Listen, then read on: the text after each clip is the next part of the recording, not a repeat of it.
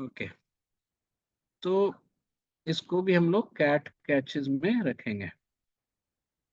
ऐसे बहुत frequent questions होते हैं और इसका यूज आपको कई जगह पे मिलेगा, कई बार डीआई वगैरह में भी इसका यूज हो जाता है। अब जैसे मान लो कि आप 100 रुपए की चीज है, जैसे मान लो 100 रुपए का मिल्क है ना, और statement can be given in any format. जैसे वो बोलेगा कि 23 रुपए किलो या पर लीटर हमने मिल्क खरीदा, दैट डजंट मीन, मतलब I am just telling you the background concept कि आप 100 से ही सारे एजम्पशंस लगा सकते हो। तो अब जैसे मान लो कि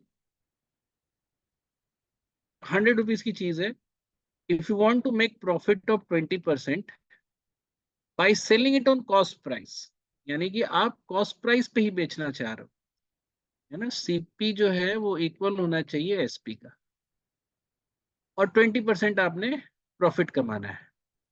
तो कितना पानी में पानी मिलाया जाए? तो आखिर देखो, 100 रुपए की जो भी चीज है उसको आपको 120 में बेचना है, और इसकी प्राइस वही है, 100 रुपए में ही बेच रहे हो। 100 रुपए का तो आपको ओरिजिनल जो भी सामान है, जो मिल्क है या जो भी लिक्विड लिक्विड है जिसकी कॉस्ट है, और इसमें आपको 20 रुपए का पानी मिला देना है, बिकॉज दैट विल कम, वो फ्री मिलेगा आपको, तो टोटल 120 रुपया। तो इस जगह पे जो मिक्सचर बना वो क्या बना आपका, 5:1 का, मतलब 5 मिल्क 1 वाटर। तो एक जनरल कंसेप्ट ये हो गया कि जितना परसेंट आपको प्रॉफिट चाहिए आपको उतना ही पानी मिला देना है।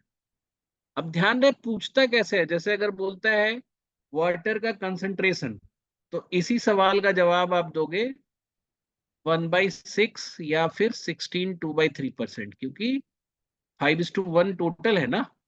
और अगर आपसे पूछता है कि मिल्क का कंसंट्रेशन, तो 83 1/3 बोलोगे। अगर तुमसे पूछता है वाटर इज टू टोटल, तो आप इसको 1:6 बोलोगे, है ना। मिल्क इज टू वाटर, तो ये 5:1 बोलोगे। तो ये तो डिपेंड करता है कि पूछा क्या गया है फाइनली, लेकिन अंडरलाइन कंसेप्ट क्या है कि if we are not increasing the price but you want to get profit, तो जितना प्रॉफिट आपको कमाना है उतने अमाउंट का पानी डाल दो। ये बात समझ में आई? यस। अब अगर मान लो कि तुम प्राइस भी बढ़ा रहे हो, तुम बोल रहे हो कि हम 100 रुपए की चीज को 120 में बेच रहे हैं, बट आई वॉन्ट 40% प्रॉफिट, तो तुम 20% प्राइस तो बढ़ा ही दिए। अब जो 100 रुपए का जो वॉल्यूम था वो आपको 120 रुपए का तो आप बेच ही रहे हो, लेकिन आपको ओवरऑल 100 पे चाहिए प्रॉफिट कितना, 40% का, यानी आपको चाहिए 140 रुपया। तो आप 120 रुपए की जो भी सामान है उसमें लग 20 रुपए के अमाउंट का आप डालोगे। 120 का 20 कितना होता है, 1/6 होता है।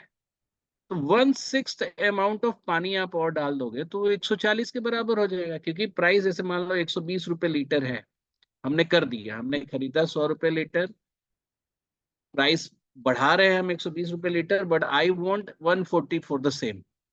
तो आप आपको जितना पैसा बढ़ा रहे हैं उतने पैसे के अमाउंट का आपको पानी डालना पड़ेगा। तो ये 20 रुपीज का जो पानी आप डाल रहे हो वो आउट ऑफ 120 पे डालना है। जैसे 1 लीटर की कॉस्ट अगर 120 है, तो 20 जो है इसका 1/6 है, तो आपको 1/6 पानी डालना पड़ेगा। तो यहाँ पे जो आंसर क्या हो गया, 6:1। तो ये क्वेश्चन जो 23rd वाला क्वेश्चन था वो यही था। आप देखो, प्राइस 15 का था, 18 आपने कर ही दिया, तो व्हाट आई सेड कि आप 100 पे ही सारा कैलकुलेशन कर सकते हो।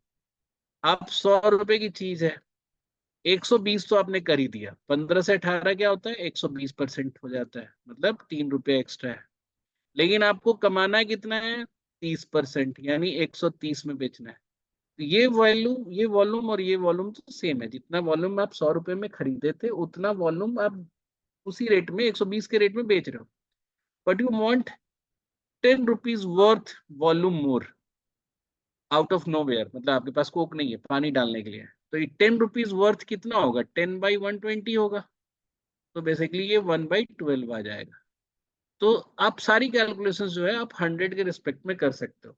जितना प्रॉफिट आपको लेना है उतना पानी मिला दो, या फिर अगर आप प्राइस बढ़ा रहे हो तो आपको उस हिसाब से बढ़े हुए प्राइस के प्रोपोर्शन में जितनी प्रॉफिट चाहिए उतना आपको पानी मिलाना पड़ेगा। कई बार क्या होता है ना कि दुकानदार बोलता है कि हम तो 10% कम में बेच रहे हैं, and still able to make, देखो